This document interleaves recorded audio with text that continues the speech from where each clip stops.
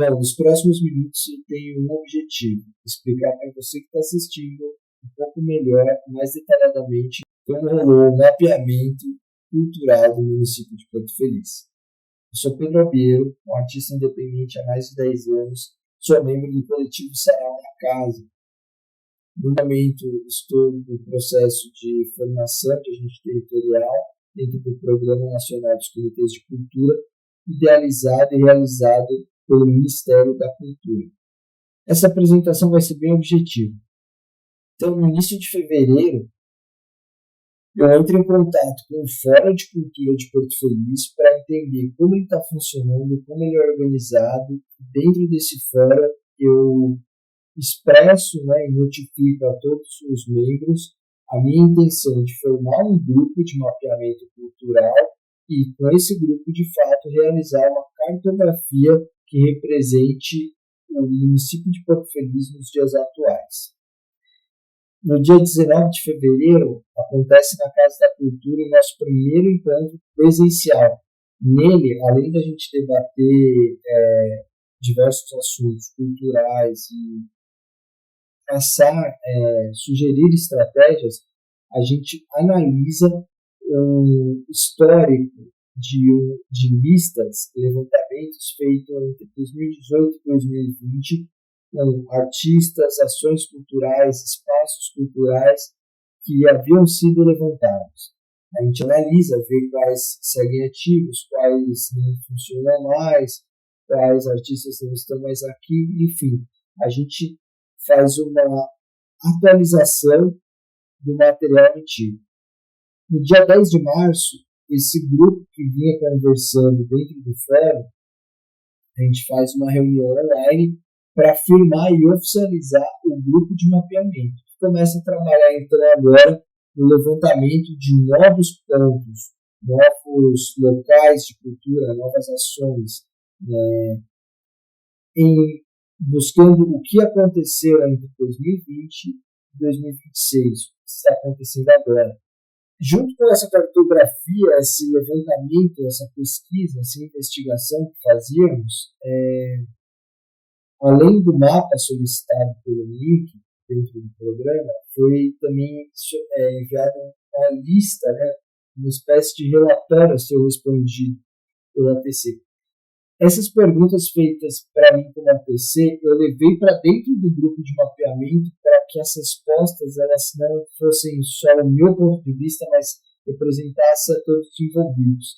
E depois da gente ter essa resposta coletiva, a gente aprimorou esse questionário e enviou esse questionário a todos os municípios, usando o fórum e as nossas redes sociais orgânicas.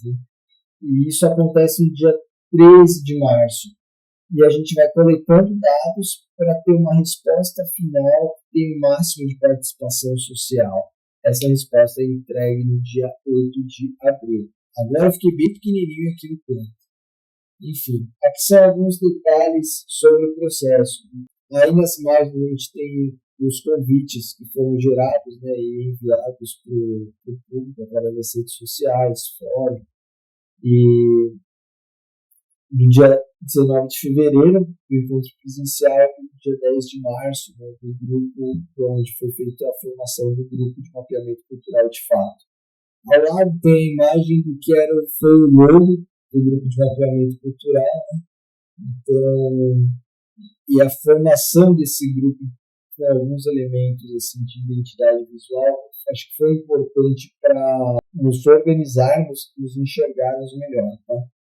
Durante todo o processo, pelo grupo passaram 9 pessoas, dentro do que foi revisado entre os dados coletados de 2018 e 2020, foram mais de 170 artistas, 8 coletivos e 13 espaços, ações culturais. Um ponto relevante é que, apesar desse momento inicial, a minha ideia é você fazer um mapeamento que vá do macro ao micro, pensando até o indivíduo. O meu tutor e a coordenação do curso recomendou que não fosse feito um mapeamento de indivíduos, que fosse buscando um olhar mais macro. Desses dessas análises do que foi feito, né, quanto aos coletivos, de 8, 6 permanecem ativos, mas desses 6 que ainda existem, eles não, por mais que a gente fale que eles são ativos, eles não têm uma atividade periódica, né? Não tem uma atividade constante da parte deles. E quando a gente fala nos espaços culturais levantados lá atrás, que fazem menção a escolas, ações, projetos sociais, dos 13 que foram listados, só 5 permanecem ativos, né? O que já é uma informação extremamente relevante, porque ela já indica o quê? Que num curto espaço de tempo, muitas atividades vão minguando, vão enfraquecendo. Desse grupo de mapeamento aí participaram as seguintes pessoas: Alessandra Mancini, Andréa Tubani, Larissa Calil, Lilian Miller, Wesley Pereira, Ilian Tomé, Fábio Cruz e Rafael Marçal. Dentro dessas pessoas citadas, esse grupo de 9, eles tinham representantes de 7 ações ou espaços, né, coletivos maiores, né, ou até mesmo empresas. Então, entre elas, Coletivo Sarau na Casa, Movimento de Rua, Movimento Popular Maria Gerência de Jesus, Coletivo Pique Favela, né, Estação e Cultura Centro de Artes, Estúdio Agnos e o Escritório de Arquitetura e Urbanismo LCAL. Essa é uma das coisas que foi mais interessante para mim dentro do mapeamento, que foi ver dentro de uma ação orgânica e voluntária um número que eu considerei grande de pessoas e pessoas extremamente ricas em experiências dentro das suas caminhadas individuais, dentro dos seus segmentos culturais, né, profissionais também. Aqui a gente vem para um slide que, agora falando dos resultados novos desse grupo, né, novos assim, os atualizados, os nossos resultados. Então esse grupo mapeou 30 movimentos de expressões artísticas, né, entre coletivos, projetos, ações, escolas, 30 e que são vistos aí no primeiro mapa, né, com os tags, né, dos pontinhos roxos, e mapeamos também 10 pontos e equipamentos presentes na cidade. Quando falamos de pontos e equipamentos, daí estamos falando de locais que têm uma estrutura para receber um artista, uma ação cultural, um público. Daí a gente está falando de museu, de auditórios, de teatros, de praças com estrutura, enfim. Esse grupo de mapeamento traz esses 40 resultados, né? Esses estão no mesmo mapa, né?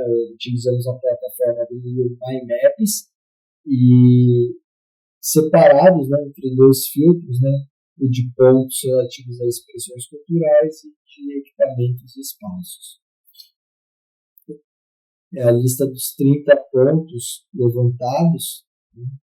Então, as expressões culturais que acontecem, e o próximo são os 10 equipamentos e espaços existentes dentro do nosso território. Então, como eu já citei no momento anterior aqui, o relatório que deveria acompanhar a cartografia, ele foi dividido, né, compartilhado entre um grupo de mapeamento, de fato, e depois esse grupo de mapeamento decide fazer um polimento, uma adequação desse relatório e dispara ele em massa, buscando o máximo da participação popular. E aí vem um ponto já extremamente relevante, que é o resultado de pessoas atingidas. Nós atingimos 30 pessoas. 30 pessoas responderam ao nosso formulário depois que nós já fizemos, né? É um número que, antes de dizer bom ou mal, ele expressa uma realidade.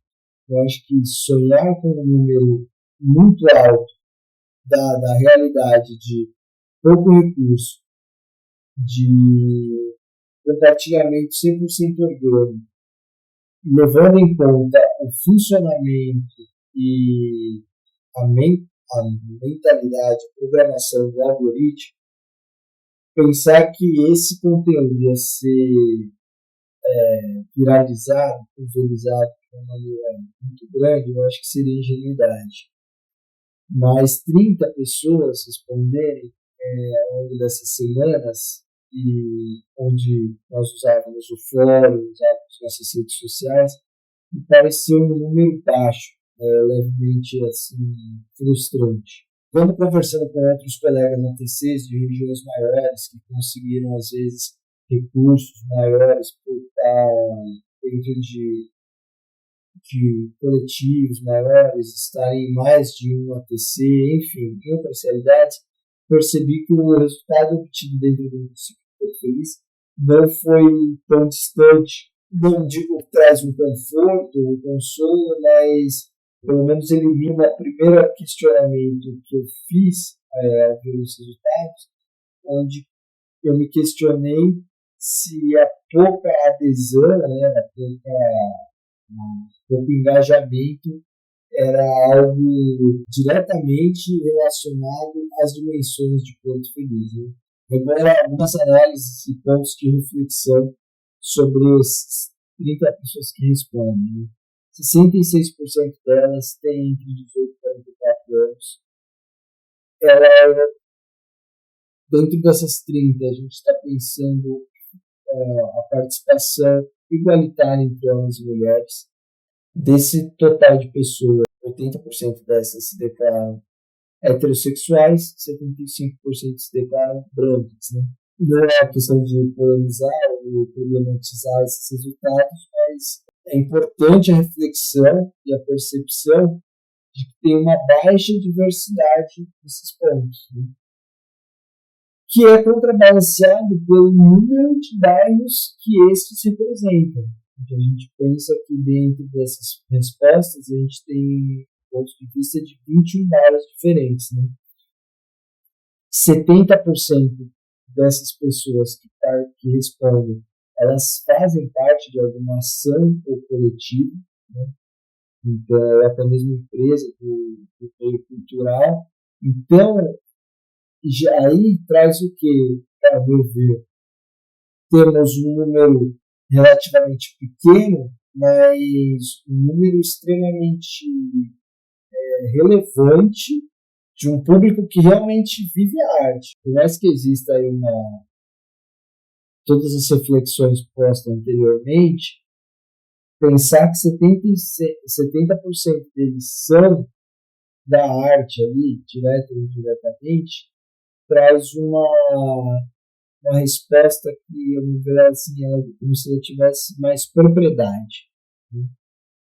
E daí, um outro ponto que me chama muita atenção, dessas 30, 18 atuam em editais como pessoas físicas e 9 como meio.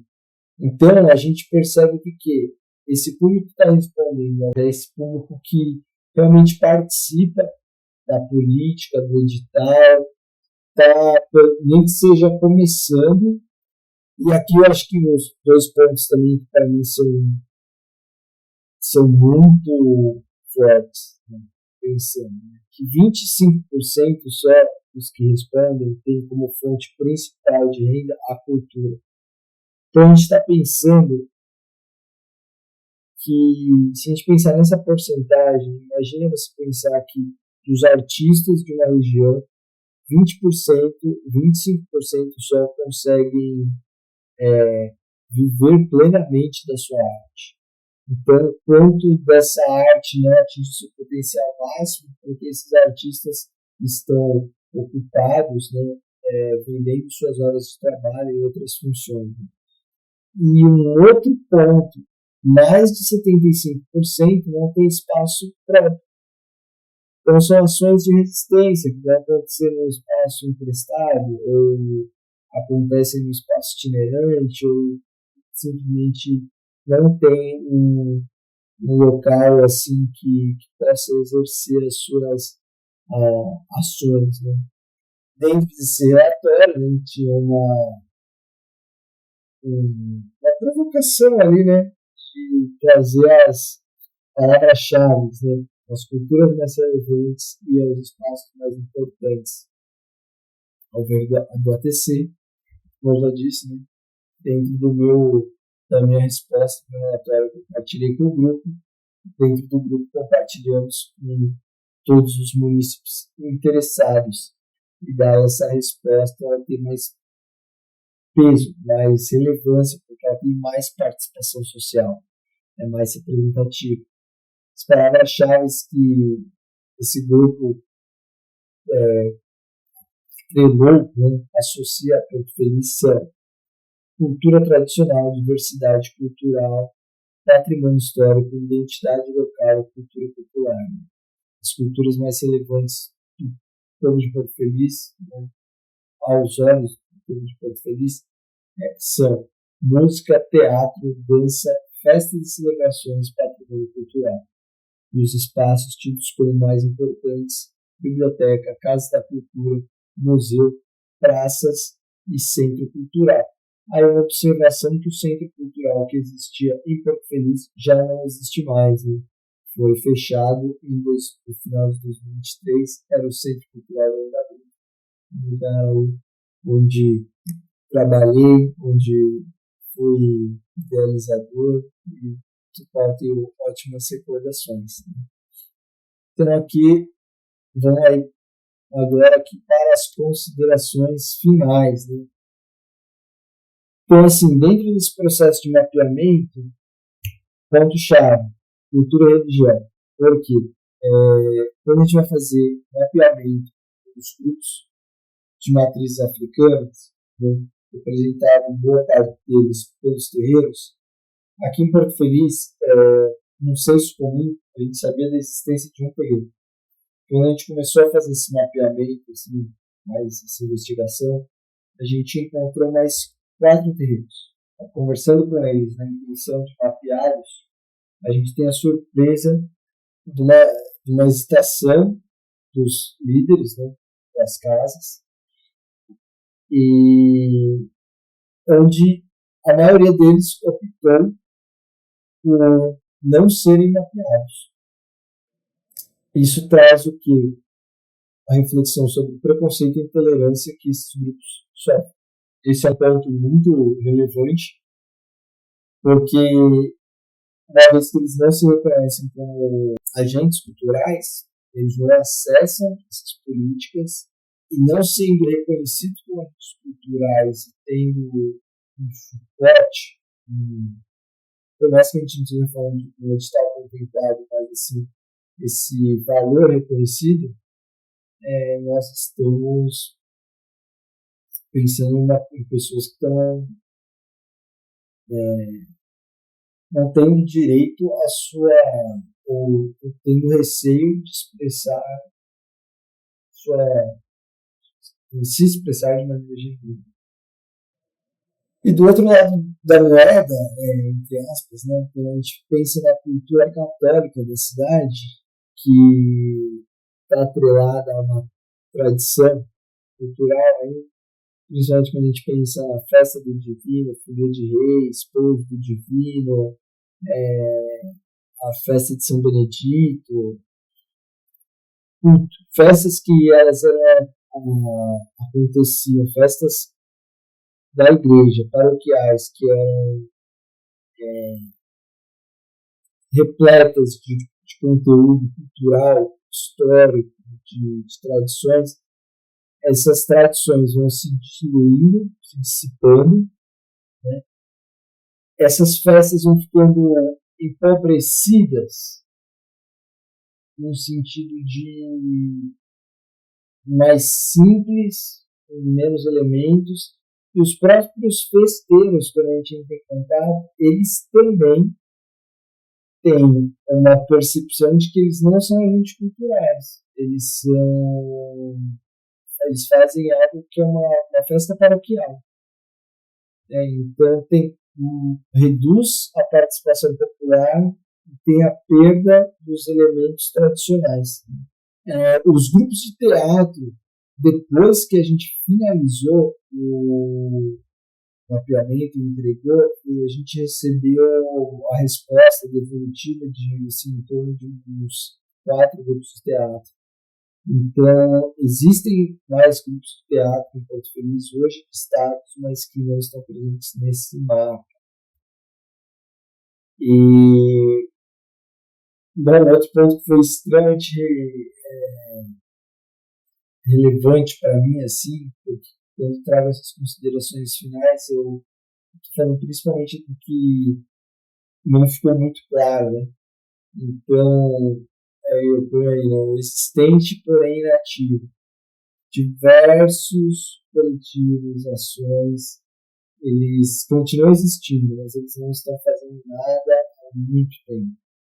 Eles não se organizaram, eles não fizeram um evento, e muito, quase que em totalidade, porque os organizadores, os idealizadores, os representantes não encontram recursos e apoios suficientes para manter essas ações acontecendo.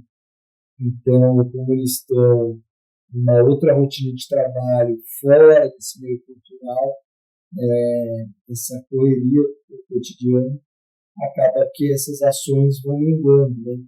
O maior exemplo disso acho que são as batalhas de rima. 5, 8, 10 anos atrás chegaram a ter 4, 5 batalhas diferentes dentro da cidade de Porto Feliz.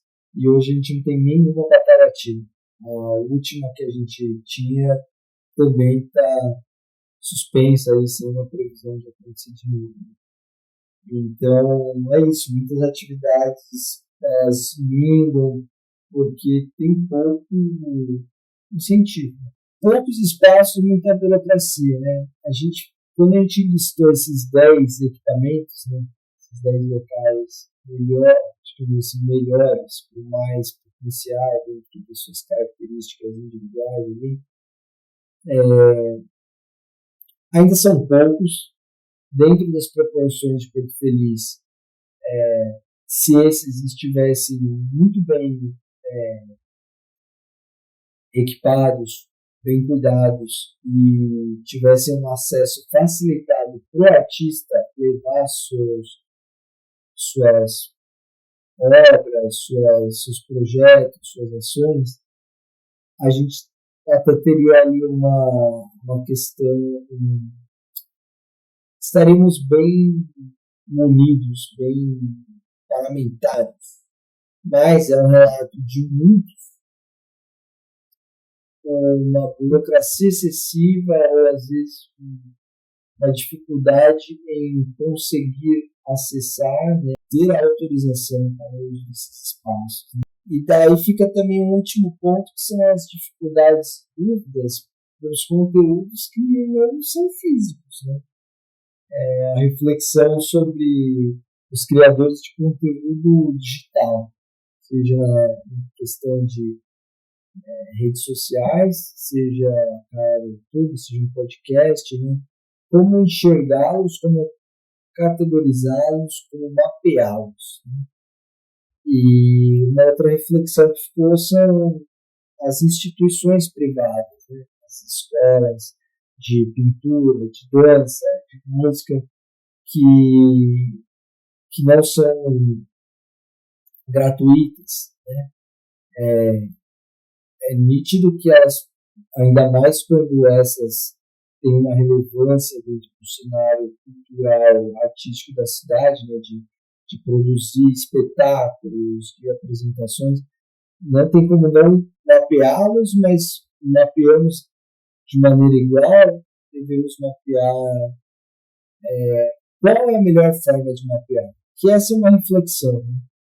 E as ações e coletivos que não têm o seu espaço próprio. Né? E daí, onde mapeamos?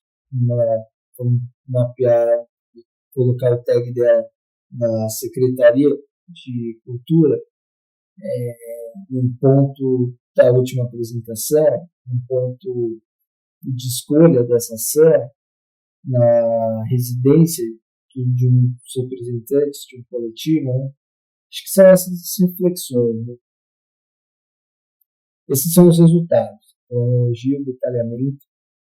A reflexão que fica, eu acho que assim, em poucas palavras, ser direto e reto, Porto Feliz tem um potencial muito grande. Nós estamos muito longe do nosso potencial máximo. Nós produzimos muita cultura.